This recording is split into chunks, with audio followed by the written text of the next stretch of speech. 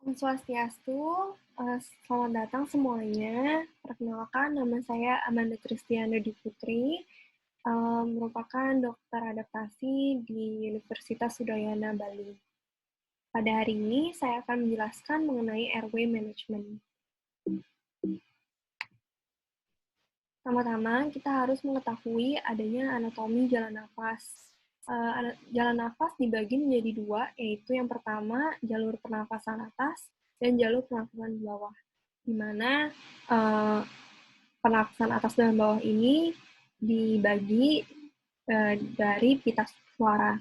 Jadi jalur pernafasan atas adalah anatomi jalur nafas di atas pita suara yang terdiri dari hidung, nasal cavity, sinus paranasal, faring, dan juga laring yang berada di atas pita suara.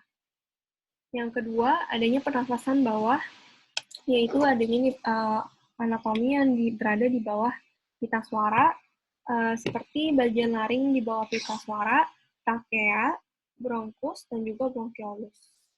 Seperti ini. Jadi adanya vocal cord di sini, dan di bagian sini adalah jalan pernafasan bawah, dan di sini adalah jalur pernafasan atas. Dan jalur nafas harus selalu paten, agar tubuh selalu mendapatkan oksigen yang cukup. Maka penting untuk memeriksakan jalur nafas pasien dengan pertama melihat pita suara menggunakan laryngoskopi untuk menilai kemudahan intubasi. Dan yang kedua, apabila intubasi diprediksi sulit, maka akan memberitahukan kepada tenaga medis untuk mempersiapkan alat-alat yang dibutuhkan atau juga bisa digunakan dengan awake intubation. Bagaimanakah kita dapat mengetahui jalan nafas pasien itu sulit? Jadi dapat dilakukan dengan 3 hal. Yang pertama itu dengan anamnesis, yang kedua untuk pemeriksaan fisik, yang ketiga yaitu pemeriksaan jalan nafas. Pada anamnesis dapat diketahui informasi yang sangat penting dari riwayat sekarang atau penyakit lain. Dan yang kedua yaitu kebiasaan khusus, seperti apakah pasien merokok atau pasien adakah kebiasaan alkohol. Lalu yang ketiga, apakah pasien memiliki riwayat pengobatan dan apakah obat-obatan yang digunakan tersebut. Yang keempat yaitu riwayat anestesi, di mana pembedahan dan juga kesulitan intubasi. Jadi dengan ini kita juga bisa mengetahui apakah pasien ini memiliki masalah di bagian airway-nya juga. Gitu. Ini memberikan kita ide juga mengenai masalah ini.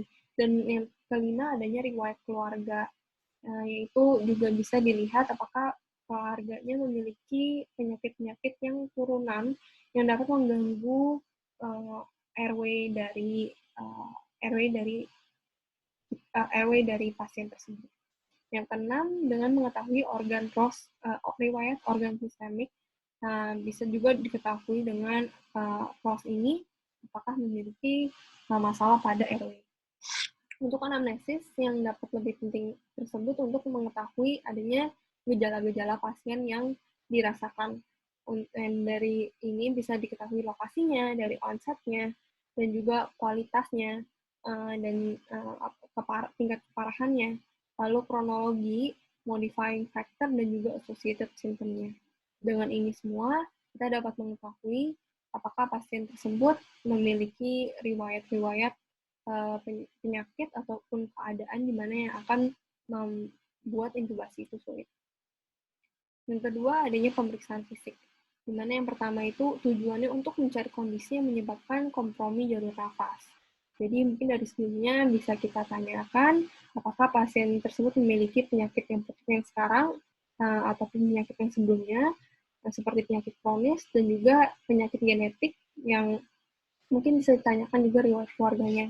Nah, mengapakah pertanyaan-pertanyaan itu sangat penting dan harus dikolaborasikan dengan pemeriksaan fisik, di mana ada yang pertama-tama untuk mengetahui penyakit kronis. Penyakit kronis mungkin pasien memiliki hiperglikemi atau memiliki hiperkolesterolemia, sehingga mungkin dengan itu pasien menjadi obesitas. Gitu.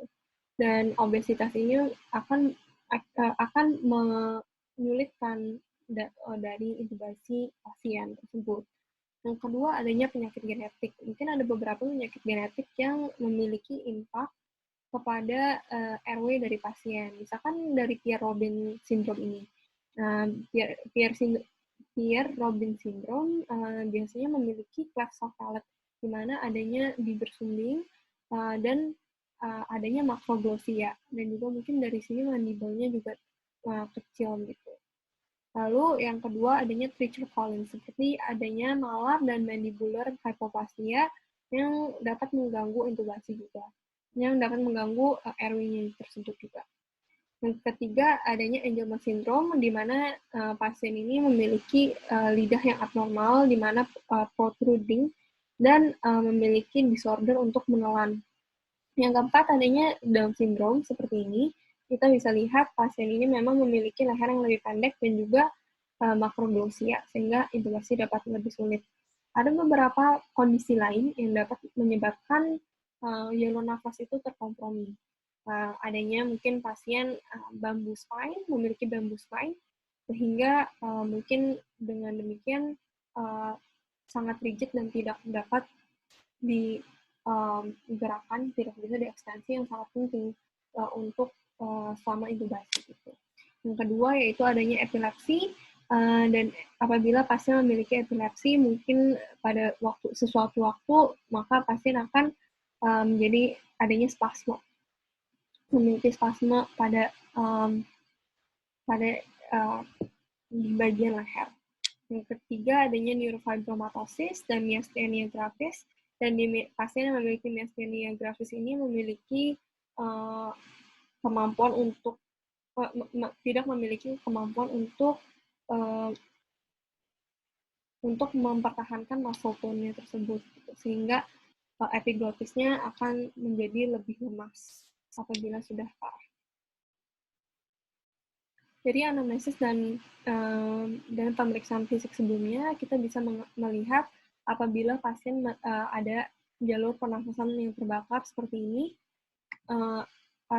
jalur pernafasan yang terbakar seperti ini. Lalu yang kedua bisa terlihat apakah pasien memiliki kanker di jalur pernafasan, adanya obstruksi pada jalur pernafasan seperti ini, adanya kanker salivary gland gitu. Dan kita juga dalam anamnesis bisa mengetahui apakah pasien memiliki adanya obstructive sleep apnea, yaitu penyakit yang mendengkur begitu, sehingga ini pun juga dapat berkontribusi pada penyulitan intubasi dan juga RW-nya tersebut. Mungkin dengan yang keempat bisa dengan fisik, dengan anamnesis dan juga pemeriksaan fisik, kita bisa melihat adanya fraktur ataupun adanya lordosis atau kyphosis seperti ini, sehingga untuk intubasi menjadi lebih sulit. Selanjutnya yang terakhir adalah pemeriksaan jalan nafas. Ada berbagai assessment method, tetapi memang assessment method yang paling sering dilakukan secara klinis adalah Lemmon. Lemmon yaitu yang pertama merupakan abreviasi di mana jembatan keledai, di mana L itu merupakan look externally. Yang kedua evaluate 332 rule yang akan saya jelaskan nanti. Yang ketiga adalah Malampati score. Yang keempat adanya obstruksi, yang kelima yaitu neck mobility. Dan apabila pasien memiliki kriteria salah satu dari sini, maka akan diberikan yaitu 1 poin. Dan apabila Lemmon score 3 ataupun lebih, dapat dikatakan bahwa pasien ini memiliki intubasi yang sulit. Yang pertama-tama yang tadi dari L adalah assessment-nya untuk look ya. Jadi untuk pertama, kita akan melihat adanya apakah pasien ini memiliki trauma wajah. Dan yang terutama, apakah trauma wajahnya itu ada di mandibular dan leher dan juga maksila. Karena ini akan berkontribusi terhadap jalur nafasnya juga, apalagi di bagian hidung juga. Selanjutnya, untuk melihat apakah pasien memiliki abnormalitas terhadap wajahnya, apakah memiliki abnormalitas kongenital seperti itu. Seperti yang ini kita bisa lihat adanya Treacher Collins syndrome. Selanjutnya kita akan mengevaluasi dari gigi pasien tersebut, apakah pasien ini memiliki gigi yang depan yang sangat maju begitu, ataupun apakah sangat besar sehingga akan menyulitkan untuk laryngoskop untuk masuk. Selanjutnya bisa dilihat apakah lidah pasien, dan ini akan dievaluasi juga dari Malampati score. Yang kelima adanya janggut kumis atau kumis, di mana yang ini akan mungkin bisa apabila terlalu panjang seperti ini bisa sampai masuk begitu ya ke dalam mulut dan menutupi jalur nafasnya. Dan apabila pasien yang merupakan pasien obesitas akan memiliki jaringan lebih banyak di daerah leher sehingga akan menekan kepada jalur pernafasan atas. Yang kedua yaitu evaluasi 332, yaitu 332 rule, di mana yang pertama untuk melihat adanya apakah tiga jari pasien ini, tiga jari dari tenaga kerja bisa muat di mulut pasien, untuk melihat apakah airway pasien ini bisa, apakah dokter bisa melihat adanya glotis dari pasien. Yang kedua yaitu adanya tip of mentum to hyoid bone. Jadi dari tip of mentum ke arah hyoid bone apakah cukup 3 jari dari tenaga kerja tersebut. Dan ini bisa dilihat untuk melihat adanya apakah kemungkinannya untuk tenaga kerja mendefleksi lidah dari pasien menggunakan laryngoskop. Yang kedua, yang terakhir yaitu adalah thyromental distance, di mana dari thyroid ke daerah sini untuk memprediksi adanya apakah lokasi larynx itu kita dapat melihat view anteriornya. Yang keempat yaitu adanya obstruksi, untuk kita bisa melihat ya ini sangat jelas apabila pasien buka mulutnya saja bisa terlihat adanya obstruksi di bagian mulutnya, di bagian tenggorokannya. Lalu yang kedua ini mungkin bisa dengan adanya penyakit atau mungkin adanya benda asing seperti koin ini, yang ataupun juga bisa saya sebut sebelumnya ada obesitas, di mana obesitas dapat mengganggu jalur pernafasan ini sehingga akan terblok di sini. Ya. Yang terakhir yaitu adanya untuk mengevaluasi neck mobility. Untuk apabila pasien di sini bisa terlihat adanya bamboo spine, di mana vertebra cervicalnya itu lengket dengan satu dengan lain, sehingga tidak memungkinkan pasien ini untuk ekstensi kepala dan mempersulit untuk mengevaluasi jalur nafas. Atau mungkin pasien seperti ini, pasien memiliki fraktur atau trauma pada leher sehingga tidak memungkinkan tenaga medis untuk mengevaluasi jalur nafas. Nah, apabila kita sudah mengetahui intubasi sulit atau airway-nya itu akan sulit, maka ada beberapa cara untuk manajemen jalur nafas tersebut. Yang pertama-tama untuk memastikan potensi jalur nafas, yaitu yang pertama adanya triple airway maneuver, di mana yang pertama menggunakan chin lift, yaitu di sini untuk mengekstensi kepala ke atas, lalu adanya jaw thrust, di mana mendorong mandibula ke depan, dan yang ketiga untuk membuka mulut, sehingga memudahkan udara masuk ke tenggorokan. Yang kedua adalah untuk memproteksi pasien terhadap aspirasi. Karena apabila pasien sedang tidak sadar atau memiliki masalah pada jalur pernafasannya, ada kemungkinan pasien itu dapat teraspirasi. Jadi yang dapat kita lakukan adalah yang pertama untuk memberikan suction, untuk menyedot mungkin darah napas atau mungkin muntahan atau makanan ataupun benda asing yang ada di jalur pernafasan, sehingga jalur pernafasan itu dapat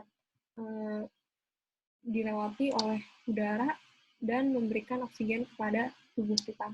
Yang kedua adalah diberikan intubasi, di mana merupakan cara definitif untuk proteksi terhadap aspirasi.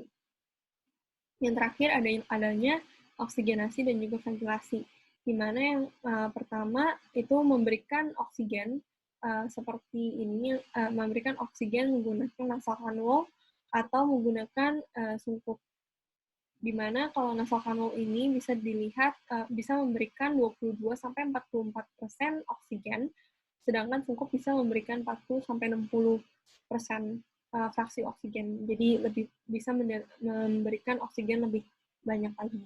Tetapi untuk oksigenasi dan ventilasi yang paling baik adalah intubasi atau valve diaphragm, di mana untuk dapat memberikan oksigen sampai 100%. Untuk manajemen jalur nafas, pertama-tama kita harus mengetahui apakah pasien ini memiliki indikasi untuk intervensi jalur nafas. Yang pertama, kita melihatkan apakah pasien memiliki obstruksi. Yang kedua, apakah pasien memiliki aspirasi, dan apabila ada harus dilindungi. Lalu yang ketiga, apakah pasien memiliki kegagalan pernafasan, di mana pasien menjadi hipoksia atau hiperkapnis. Yang keempat, apakah pasien memiliki kegagalan oksigenasi, di mana telah diberikan oksigen tetapi oksigen dalam tubuh pasien itu tidak naik. Selanjutnya, apakah pasien ada kegagalan untuk menghilangkan CO2-nya. Yang keenam, merasakan pasien adanya kelemahan neuromuskuler, sehingga dapat adanya kemungkinan untuk pasien tersebut tidak dapat mengontrol jalur pernafasannya secara tidak sadar. Gitu. Yang ketujuh, adanya kegagalan SSP. Yang ke-8 yaitu kegagalan kardiovaskular. Apabila salah satu dari indikasi ini ada, maka harus dilakukan manajemen aktif pada saat nafas terganggu. Yang dapat kita lakukan adalah suction, yang kedua NPA, yang ketiga OPA, lalu yang keempat adalah ventilasi back valve mask, yang kelima adanya intubasi endotrakeal atau intubasi rapid sequence. Dapat juga diberikan supraglottis airway atau juga disebut laryngeal mask airway. Yang ke-8 yaitu menggunakan metode invasif, yaitu menggunakan tracheostomy ataupun cricothyroidectomy. Untuk endotrakeal intubasi tersebut yang diawali dengan chin lift pasien untuk membuat leher pasien tersebut untuk mendongak ke atas. Yang kedua, membuka mulut pasien menggunakan jari kita yang dua ini, untuk satu untuk menekan ke atas dan satu menekan ke bawah. Yang ketiga, untuk memasukkan laryngoskop dari sisi samping pasien dan memasukkannya melewati mulut dan untuk mencari epiglotitis. Yang kedua, yang patut diingat adalah untuk tidak menarik laryngoskop ini ke atas seperti ini, sehingga akan merusak gigi atas pasien, dan juga jangan terlampau menariknya ke bawah hingga merusak gigi pasien yang bawah juga. Jadi dapat digunakan untuk ditarik ke arah depan dan ke atas.